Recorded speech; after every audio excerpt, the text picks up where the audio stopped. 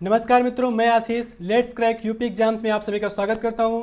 अगर आप यूपी के किसी भी एग्जाम्स की तैयारी कर रहे हैं तो आप हमारे साथ जुड़ सकते हैं, क्योंकि आपको यहां पे टॉप एजुकेटर्स की टीम मिलने वाली है, क्वालिटी कंटेंट मिलेगा, ग्रेट लर्निंग एक्सपीरियंस। इन सब बातों के साथ आप यहां पे जुड़ सकते हैं।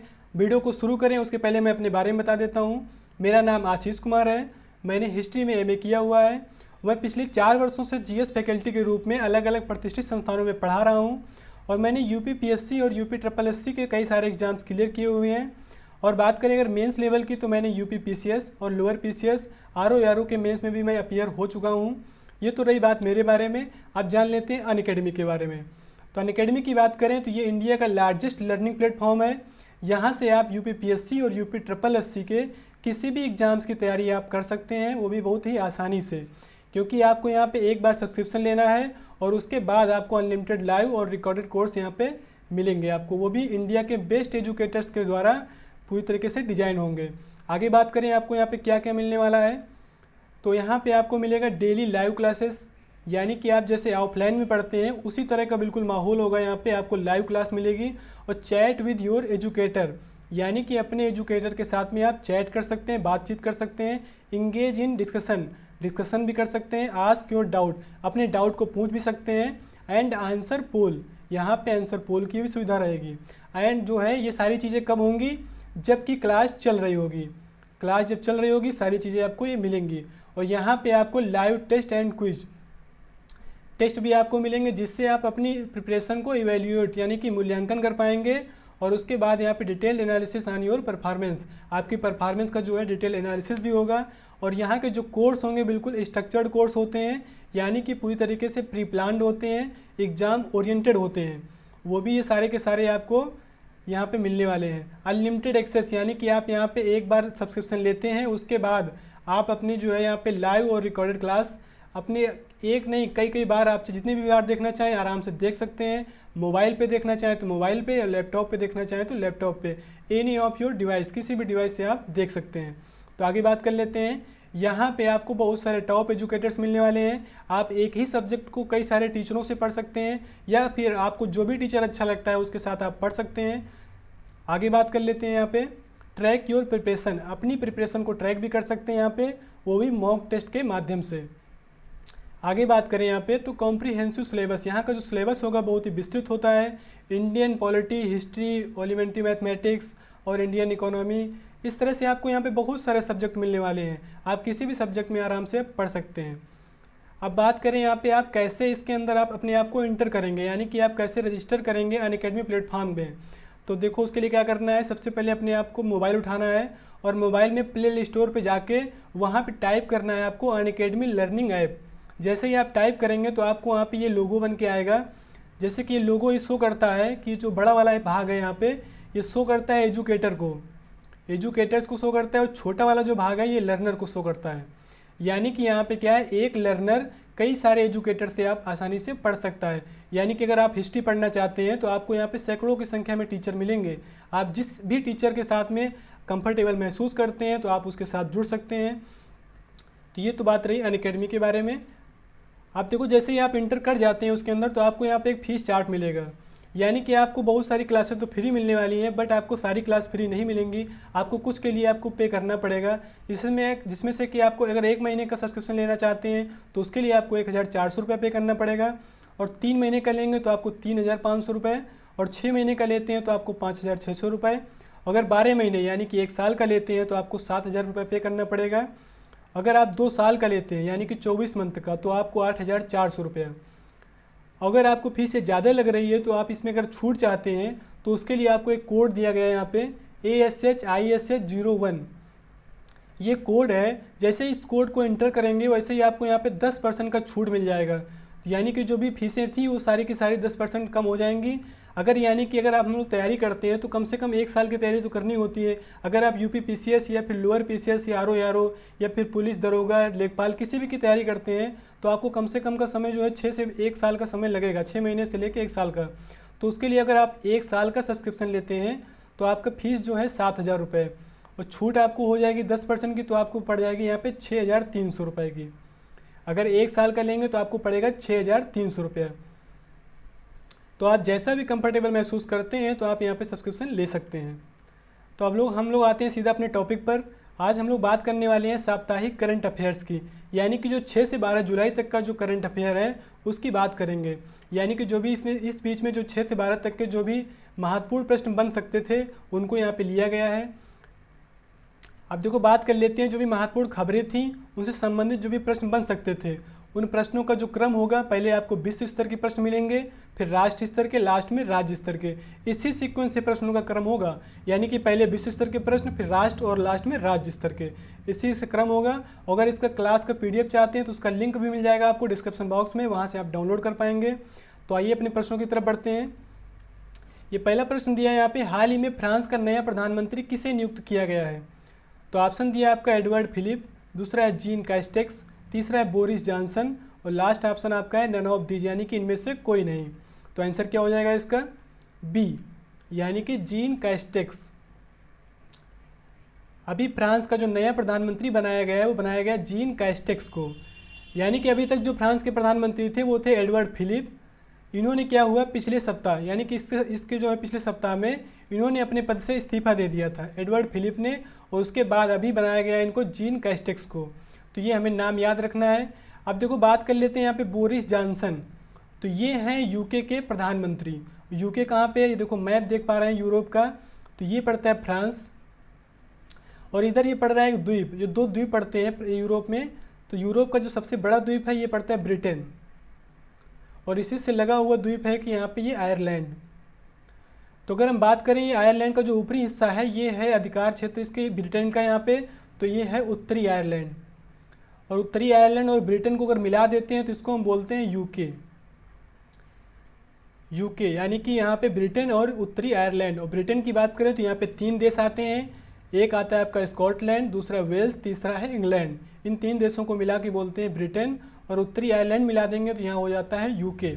तो इस यूके के जो प्रधानमंत्री हैं वो है बोरिस जॉनसन, तो ये भी हमें याद रखना है। अब देखो बात यहाँ फ्रांस की हुई है तो इसके बारे में जान लेते हैं।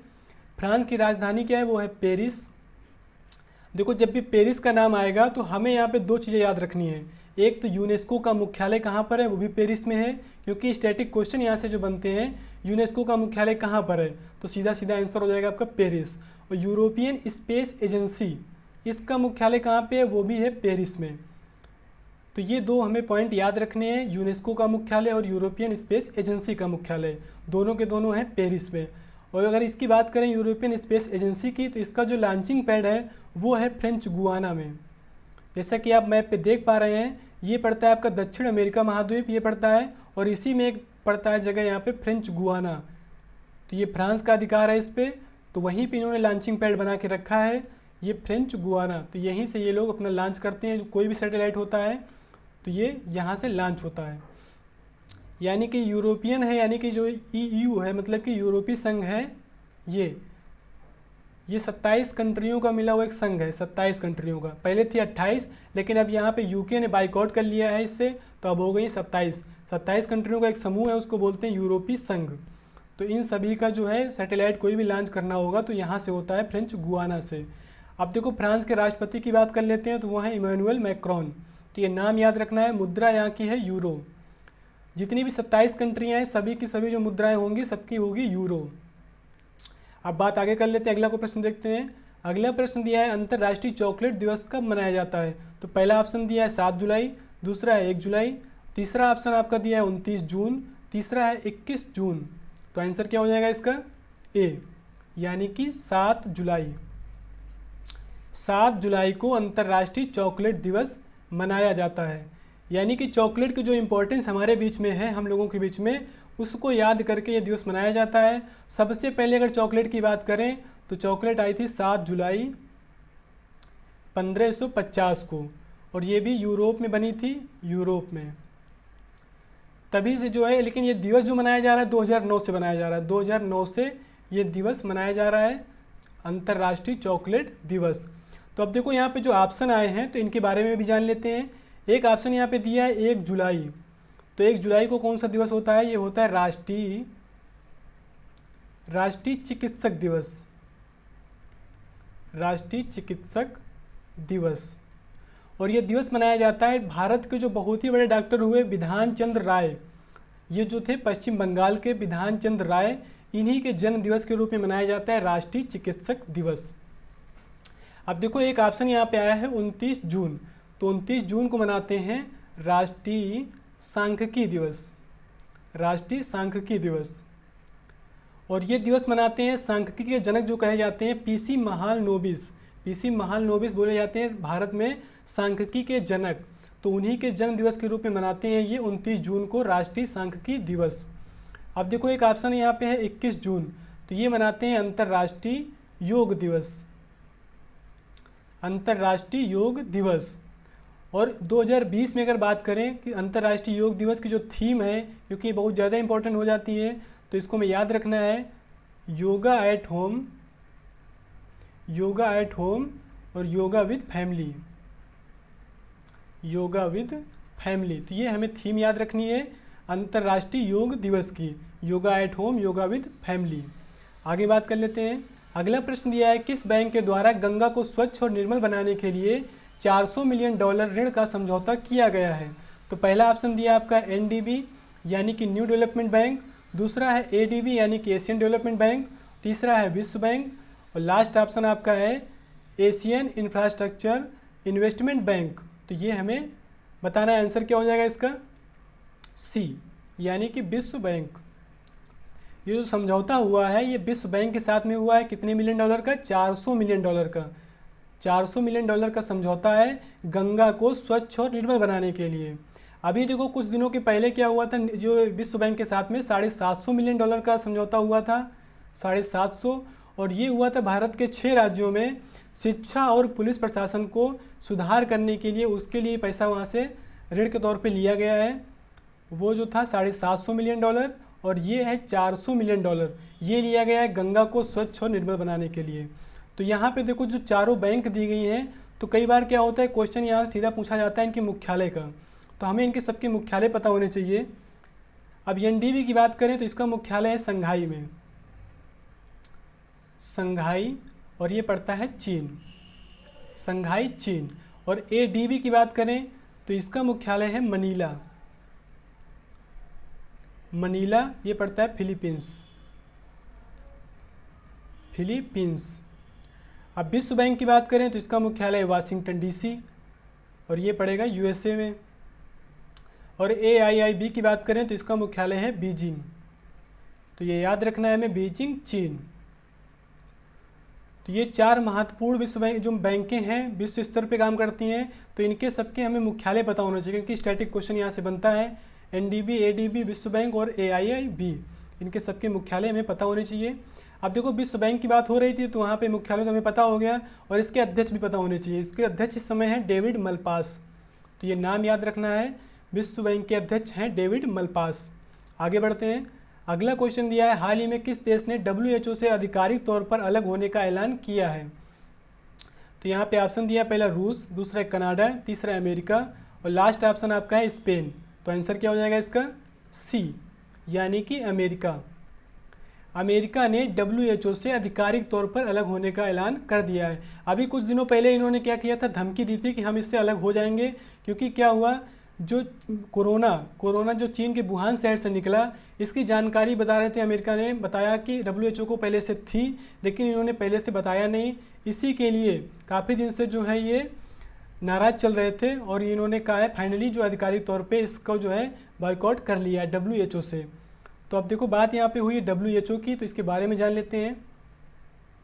WHO की बात करें तो इसके 2 निकाय हैं, तो उनके बारे में हमें जानना चाहिए। एक तो है WHA, सबसे पहले तो WHO का फुल फॉर्म जान लो। WHO का फुल फॉर्म है वर्ल्ड हेल्थ ऑर्गेनाइजेशन, और इसका एक निकाय है WHA, world health assembly, world health assembly. इसमें है 194 देश, लेकिन अब अमेरिका निकल चुका है तो 193 हो गए यहाँ पे देश। और एक यहाँ पे है कार्यकारी बोर्ड, कार्यकारी बोर्ड। देखो इसमें क्या है, कार्यकारी बोर्ड में 34 सदस्य होते हैं, 34 सदस्य होते हैं, और इन सदस्यों का 34 सदस्य, और इन सदस्यों का एक होता है अध्यक्ष, अध्यक्ष। ये इम्पोर्टेंट इसलिए हमारे लिए है क्योंकि अध्यक्ष इस बार जो बनाए गए यहाँ पे वो बनाए गए भारत के जो स्वास्थ्य मंत्री हैं डॉक्टर हर्षवर्धन। डॉक्टर हर्षवर्धन इनको बनाया गया है इस कार्यकारी बोर्ड का अध्यक्ष। कार्यकारी बोर्ड का अध्यक्ष। तो हमें ये याद रखना है WHO का जो कार्यकारी बोर्ड है उसमें 34 सदस्य हैं, तो उसका जो अध्यक्ष बनाया गया है वो बनाया गया डॉक्टर हर्षवर्धन को। तो इस तरह से हमें इसको याद रखना है। अब देखो बात हुई थी यहाँ पे WHO की, तो इसके बारे में जान लिया है। अब इसका मुख्यालय भी हमें जान लेना चाहिए। इसका मुख्यालय है जिनेवा, जिनेवा स्विट्जरलैंड। तो इस क्वेश्चन से हमें इतनी पॉइंट हमें याद रखने हैं। ये बहुत ही महत्वपूर्ण प्रश्न यहाँ बन सकते हैं। आगे देखते हैं, दक्षिण पूर्व एशियाई क्षेत्र के किन 2 देशों को चेचक और खसरे से मुक्त घोषित कर दिया गया है? तो पहला ऑप्शन दिया है मालदीव और सिंगापुर, दूसरा है मालदीव और श्रीलंका, तीसरा ऑप्शन है मालदीव और मॉरिशस, लास्ट ऑप्शन है मालदीव और म्यांमार। तो आंसर क्या हो जाएगा इसका? बी, यानी कि मालदीव और श्रीलंका। इन 2 देशों को चेचक और खसरे से मुक्त घोषित कर दिया गया है। देखो इनका जो टारगेट था यानी कि जो लक्ष्य था वो था 2023 का। 2023 तक इनको इससे मुक्त होना था, लेकिन इन्होंने क्या किया, अपने लक्ष्य से 3 साल पहले ही अपने आप को मुक्त घोषित करा दिया है। और ये करता कौन है? ये करता है WHO। तो इतनी चीज़ हमें याद रखनी है। इन 2 देशों का नाम याद रखना है, मालदीव और श्रीलंका, क्योंकि ऐसा करने वाले ये पहले देश बने हैं दक्षिण पूर्व एशियाई क्षेत्र के, तो इसलिए हमें ये याद रखना है। अब देखो 2 देशों के हमें इसके बारे में पॉइंट भी याद रखने हैं। मालदीव की राजधानी क्या है? वो है माले। राष्ट्रपति की बात करें तो वो है इब्राहिम मोहम्मद सोली। मुद्रा की बात करें तो मालदीवी रुपया है। अब तो ये तो बात हो गई मालदीव की। अब देखो श्रीलंका के बारे में जान लेते हैं। यहाँ की राजधानी है श्री जयवर्धनेपुरा कोट्टे। राष्ट्रपति की बात करें तो गोतबाया राजपक्षे, और प्रधानमंत्री की बात करेंगे तो महिंदा राजपक्षे। मुद्रा की बात करेंगे तो वो है श्रीलंकाई रुपया। तो जब भी बात यहाँ पे मालदीव और श्रीलंका की है तो हमें इतनी पॉइंट याद होनी चाहिए, क्योंकि ये सब हमारे पड़ोसी देश हैं, इनको हमें इतना जानना चाहिए। आगे बढ़ते हैं। अगला क्वेश्चन दिया है, हाल ही में जी आकाश भारत के किस नंबर के शतरंज ग्रैंड मास्टर बन गए हैं? तो पहला ऑप्शन दिया है 65, दूसरा है 66, तीसरा है 67 और लास्ट ऑप्शन आपका है 68। तो आंसर क्या हो जाएगा इसका? बी, यानी कि 66, यानी कि 66वें नंबर के ये ग्रैंड मास्टर बन गए हैं। अब देखो ये जो ग्रैंड मास्टर का जो खिताब होता है, सबसे पहले जान लो तो ये देता कौन है? ये देता है विश्व शतरंज महासंघ, जो है विश्व शतरंज महासंघ, ये देता है ग्रैंड मास्टर का खिताब। तो ये जो भारत के 66वें नंबर का जो खिताब मिला है, भारत के 66वें ये व्यक्ति बन गए हैं जी आकाश। तो ये हमें याद रखना है, अभी हाल ही में दिया गया है। अगर अब यहाँ पे देखो पहले की बात करें तो ये भी जान लेते हैं पहले की, तो वो हैं विश्वनाथ आनंद, विश्वनाथ आनंद। तो ये हमें याद रखना है। और एक चीज़ यहाँ पे ये जान लो, सबसे युवा की अगर बात करें, सबसे युवा यानी कि जो 66 नंबर का मिला है जी आकाश को, तो इसके पहले 65 लोगों को तो मिल चुका होगा। उनमें से भी सबसे अगर युवा की बात करें, जिनकी एज मात्र 12 वर्ष 7 माह, यानी कि 12 वर्ष 7 मंथ की जो थी, वो थे यहाँ पे डी गुकेश, डी गुकेश। तो ये नाम याद रखना है, डी गुकेश, डी गुकेश। अगर हम महिला की बात करें, पहली महिला की, पहली महिला की, तो यहाँ पे याद रखना है हमें यस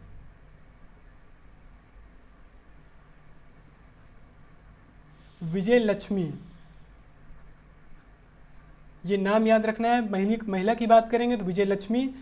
इससे संबंधित हमें 3 पॉइंट याद रखें। पहला अगर बात करेगा तो विश्वनाथ आनंद। अगर सबसे युवा की बात करें, जिनकी एज मात्र 12 साल 7 महीने की थी, वो थे डी गुकेश। अगर हम पहली महिला की बात करें तो वो है यस विजय लक्ष्मी। तो इतने पॉइंट हमें इस प्रश्न से याद रखने हैं।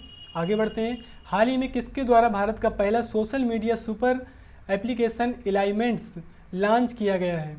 तो पहला ऑप्शन दिया नरेंद्र मोदी, दूसरा रामनाथ कोविंद, तीसरा है M Venkaiah Naidu, last option आपका है अमित शाह। तो आंसर क्या हो जाएगा इसका? सी, यानी कि एम वेंकैया नायडू के द्वारा इस एप्लीकेशन को लॉन्च किया गया एलाइनमेंट्स। और ये एप्लीकेशन किसकी तरह वर्क करेगा, ये सोशल मीडिया ऐप है, जैसे कि आपका फेसबुक, व्हाट्सएप और इंस्टाग्राम काम करता है, उसी तरह से ये काम करेगा। और ये भारत का पहला सोशल मीडिया सुपर एप्लीकेशन है। तो ये लॉन्च किया है एम वेंकैया नायडू, जो कि हमारे उपराष्ट्रपति हैं। तो ये नाम हमें याद रखना है, इलाई मेंट्स। आगे बात कर लेते हैं, वेक्टस समूह ने किसे अपना ब्रांड एम्बेसडर बनाया है। तो पहला ऑप्शन दिया है सैफ करीना, दूसरा है प्रियंका चोपड़ा, तीसरा है परिणीति चोपड़ा और लास्ट ऑप्शन आपका है अजय काजोल। तो आंसर क्या हो जाएगा इसका, ए, यानी कि सैफ करीना। इनको बनाया गया है वेक्टस समूह का ब्रांड एम्बेसडर। और वेक्टस जो समूह है ये क्या करती है, जो पानी की टंकियाँ होती हैं और उनसे जो पाइप लगे होते हैं, यही सब ये बनाती है, पानी की टंकियाँ और उनसे जो लगे होते हैं पाइप या टोटियाँ जो लगी होती हैं, ये सब बनाने का काम करती है ये वेक्टस। तो इसने क्या किया, अपने जो है समूह का ब्रांड एम्बेसडर बनाया है सैफ और करीना को। तो ये पॉइंट हमें याद रखना है, क्योंकि ब्रांड एम्बेसडर से क्वेश्चन अक्सर पूछा जाता है। तो ये हमें याद रखना है, सैफ करीना। अगला क्वेश्चन दिया है, हाल ही में 100% घरों में एलपीजी कनेक्शन देने वाला भारत का पहला राज्य बना है। तो पहला ऑप्शन दिया है सिक्किम, दूसरा है केरल, तीसरा है हिमाचल प्रदेश और लास्ट ऑप्शन आपका है तमिलनाडु। तो आंसर क्या हो जाएगा इसका, सी, यानी कि हिमाचल प्रदेश। 100% घरों में एलपीजी कनेक्शन देने वाला भारत का यह पहला राज्य बना है हिमाचल प्रदेश। क्योंकि अच्छा देख लो, यहाँ पे जो एलपीजी है यानी कि लिक्विड पेट्रोलियम जो गैस है, उस घरों में सिलेंडर होते हैं, इसके लिए जो केंद्र सरकार के द्वारा एक योजना चलाई जा रही थी, ताकि सभी को जो है सभी घरों में ये एलपीजी का जो है कनेक्शन हो जाए। तो केंद्र के द्वारा जो चलाई जा रही थी वो थी प्रधानमंत्री उज्ज्वला योजना। प्रधानमंत्री उज्ज्वला योजना, ये तो थी केंद्र के द्वारा चलाई जा रही थी। तो इसमें क्या हुआ कि जो हिमाचल प्रदेश में कुछ घर रह गए थे, तो उसके लिए फिर क्या किया, राज्य सरकार ने एक योजना शुरू करी। राज्य सरकार ने, वो थी हिमाचल गृहिणी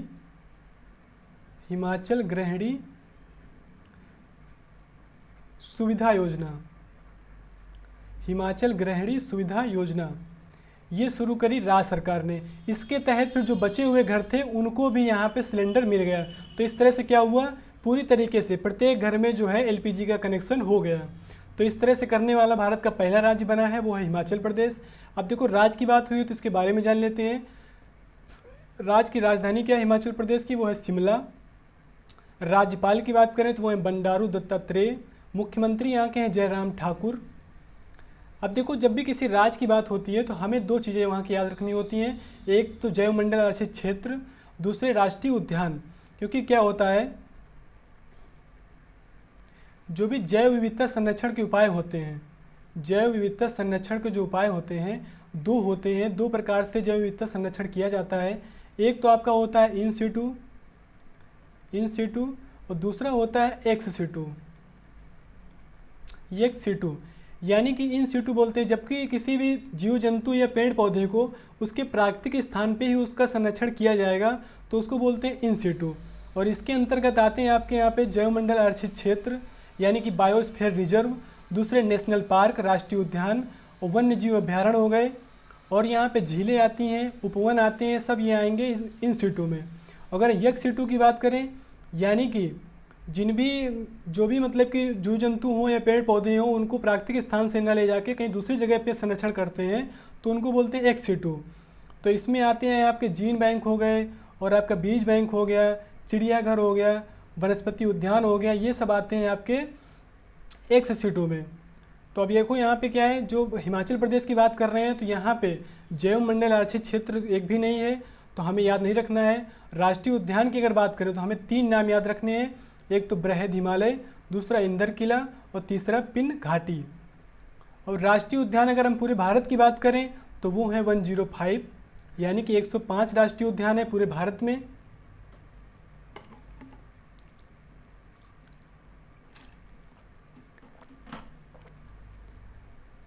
और हिमाचल प्रदेश की बात करेंगे तो हमें केवल 3 नाम याद रखने हैं, बृहद हिमालय और इंदर किला और तीसरा पिन घाटी। तो ये 3 नाम याद रखने हैं। आगे बढ़ते हैं। अगला क्वेश्चन दिया है, किस राज्य सरकार द्वारा इंतजार आपका अभियान शुरू किया गया है। तो पहला ऑप्शन दिया है बिहार, दूसरा है मध्य प्रदेश, तीसरा है राजस्थान और लास्ट ऑप्शन आपका है हरियाणा। तो आंसर क्या हो जाएगा इसका? बी, यानी कि मध्य प्रदेश। मध्य प्रदेश सरकार के द्वारा ये अभियान शुरू किया गया है इंतजार आपका, यानी कि टूरिज्म को बढ़ावा देने के लिए, पर्यटन को मतलब कि अपनी तरफ आकर्षित करने के लिए ये अभियान शुरू किया गया है इंतजार आपका मध्य प्रदेश सरकार के द्वारा। तो अब बात मध्य प्रदेश की है तो इसके बारे में जान लेते हैं। मध्य प्रदेश की राजधानी है भोपाल। राज्यपाल की बात करें तो वो इस समय है आनंदीबेन पटेल, इनको अतिरिक्त कार्यभार दिया गया है। ये आनंदीबेन पटेल वैसे तो उत्तर प्रदेश की हैं, यानी कि यूपी की, इनको यहाँ पे इस समय अतिरिक्त कार्यभार के तौर पे रखा गया है मध्य प्रदेश में। और वैसे तो यहाँ पे जो राज्यपाल थे वो थे लालजी टंडन, इस समय ये बीमार चल रहे हैं तो इसलिए इनको बनाया गया है आनंदीबेन पटेल को। मुख्यमंत्री की बात करें तो वो है शिवराज सिंह चौहान। अब देखो इस राज्य में जैवमंडल आरक्षित क्षेत्र हैं और पूरे भारत की बात करें बायोस्फीयर रिजर्व की तो वो हैं 18, और जिनमें से 11 हैं यूनेस्को में शामिल। तो हमें इतना याद रखना है, पूरे भारत में है 18 और यूनेस्को में शामिल हैं 11। उनमें से 3 नाम याद रखने हैं मध्य प्रदेश के, एक तो पंचमढ़ी, दूसरा पन्ना और तीसरा अचानकमार अमरकंटक। जब भी मध्य प्रदेश की बात आएगी तो हमें 3 नाम याद रखने हैं, पंचमढ़ी, पन्ना और अचानकमार अमरकंटक। अब राष्ट्रीय उद्यान की बात करें तो यहाँ पे वैसे तो 6 हैं, लेकिन हमें 3 नाम याद रखने हैं जो बहुत ही महत्वपूर्ण हैं क्योंकि इनसे अक्सर क्वेश्चन आता रहता है। एक तो कान्हा राष्ट्रीय उद्यान, दूसरा बांधवगढ़ राष्ट्रीय उद्यान और तीसरा है माधो राष्ट्रीय उद्यान। तो ये तीनों नाम हमें याद रखने हैं, कान्हा, बांधवगढ़ और माधो। तो ये हुआ 3 राष्ट्रीय उद्यान। आगे बढ़ते हैं। अगला क्वेश्चन दिया है किस राज्य सरकार द्वारा दस्तावेजों को स्कैन करने के लिए सेल्फ स्कैन ऐप लॉन्च किया गया है? तो पहला ऑप्शन दिया है पश्चिम बंगाल, दूसरा है तेलंगाना, तीसरा है सिक्किम, लास्ट ऑप्शन आपका है असम। तो आंसर क्या हो जाएगा इसका? ए, यानी कि पश्चिम बंगाल के द्वारा ये ऐप लॉन्च किया गया है सेल्फ स्कैन ऐप। देखो क्या हुआ, अभी कुछ दिनों पहले जो भारत सरकार ने जो चीन के 59 मोबाइल ऐप थे, 59 मोबाइल ऐप, उनको कर दिया है पूरी तरीके से बैन। उन्हीं में से एक ऐप था कैम स्कैनर। कैम स्कैनर जो कि भारत में बहुत ज़्यादा यूज होता था, डॉक्यूमेंट स्कैन करने के लिए इसको यूज़ करते थे कैम स्कैनर को। अब ये हो गया बैन, तो इसीलिए फिर क्या हुआ, जो है पश्चिम बंगाल सरकार ने एक ऐप बनाया है सेल्फ स्कैन, ये सेल्फ स्कैन ऐप ये बनाया गया पश्चिम बंगाल सरकार के द्वारा। और ये भी बिल्कुल उसी तरह काम करेगा जैसा कि ये कैम स्कैनर काम करता था, उसी तरह ये भी काम करेगा सेल्फ स्कैन। अब देखो बात यहाँ पश्चिम बंगाल की है तो इसके बारे में जान लेते हैं। पश्चिम बंगाल की राजधानी है कोलकाता। राज्यपाल की बात करेंगे तो जगदीप धनखड़ और मुख्यमंत्री की बात करेंगे तो ममता बनर्जी। आप देखो जैव मंडल आरक्षित क्षेत्र, जब भी किसी राज्य की बात करो तो वहाँ पे 2 चीज़ें हमें याद रखनी चाहिए। जैव मंडल आरक्षित क्षेत्र यानी कि बायोस्फीयर रिजर्व, जो कि जैव विविधता संरक्षण के जो उपाय होते हैं, जिनमें सबसे अच्छा उपाय माना जाता है वो माना जाता है जैव मंडल आरक्षित क्षेत्र, यानी कि जो बायोस्फीयर रिजर्व होते हैं सबसे अच्छा उपाय माना जाता है यही।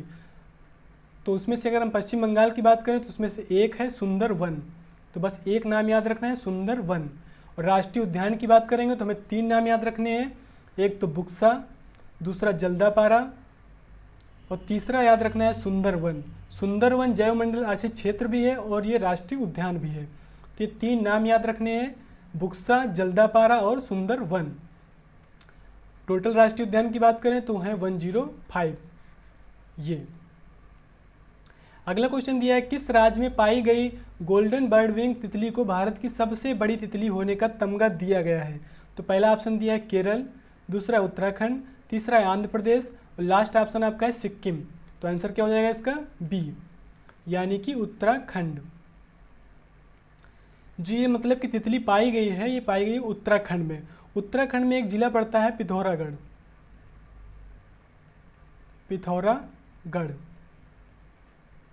पिथौरागढ़ जिले में ये पाई गई है और इसके अगर हम पंख की लंबाई की बात करें तो 194 mm। इसके जो पंख की लंबाई है वो है 194 mm। इस तरह से ये भारत की सबसे बड़ी तितली होने का इसको जो है दर्जा मिल गया है। अब बात उत्तराखंड की हुई है तो इसके बारे में जान लेते हैं। उत्तराखंड की राजधानी की बात करें तो वह है देहरादून और दूसरी राजधानी अभी यहाँ पे हाल ही में बनाई गई है गैरसैंण। तो हमें ये बहुत ही महत्वपूर्ण हो जाती है, तो हमें याद रखनी है गैरसैंण, ये ग्रीष्मकालीन राजधानी होगी उत्तराखंड की। तो इस तरह से उत्तराखंड में अब 2 राजधानियाँ हो गई हैं, एक तो देहरादून, और ग्रीष्मकालीन अगर बात करेंगे तो वो है गैरसैंण। राज्यपाल की बात करें तो बेबी रानी मौर्य। मुख्यमंत्री यहाँ के हैं त्रिवेंद्र सिंह रावत।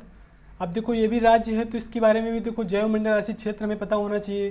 तो यहाँ पे केवल एक नाम याद रखना है, वो भी नंदा देवी। ये नाम याद रखना है, नंदा देवी। राष्ट्रीय उद्यान की बात करेंगे तो हमें 3 नाम याद रखने हैं, जिम कॉर्बेट, राजाजी और फूलों की घाटी। क्योंकि क्वेश्चन यहाँ से बनता है जिम कॉर्बेट राष्ट्रीय उद्यान कहाँ पे है, तो उत्तराखंड। राजाजी राष्ट्रीय उद्यान कहाँ पे है, तो उत्तराखंड। फूलों की घाटी राष्ट्रीय उद्यान कहाँ पे है, वो भी उत्तराखंड। और कभी कभी यहाँ पे लिख के आता है इंग्लिश में, यानी कि valley of flowers. Valley of flowers national park कहाँ पे है, तो वो है उत्तराखंड में। और भारत का सबसे पुराना अगर राष्ट्रीय उद्यान की बात करें तो वो है जिम कॉर्बेट, जो कि सबसे पहले बनाया गया था राष्ट्रीय उद्यान, वो है जिम कॉर्बेट। तो इतने पॉइंट हमें इस प्रश्न के परिप्रेक्ष्य में याद रखने हैं। ये हमारे थे जो साप्ताहिक करंट अफेयर था, यानी कि 7 दिनों के जो भी महत्वपूर्ण प्रश्न थे उनको हमने डिस्कस कर लिया है। अगर इसमें कोई भी डाउट होता है, आपको किसी भी प्रकार का कोई डाउट लगता है, आप उसको कमेंट सेक्शन में लिख सकते हैं। आपका डाउट पूरा क्लियर कर दिया जाएगा। अगर आप यहाँ पे सब्सक्रिप्शन लेना चाहते हैं और उसमें छूट जाते हैं तो उसके लिए आप ये कोड यूज़ कर सकते हैं ASHISH01। इसके साथ आप हमारे साथ जुड़ सकते हैं, जिससे आपको यहाँ पे 10% का डिस्काउंट मिल जाएगा। अगर वीडियो अच्छा लगा हो तो इसको लाइक कर देना और इसको सब्सक्राइब कर लीजिए चैनल को। Thank you so much.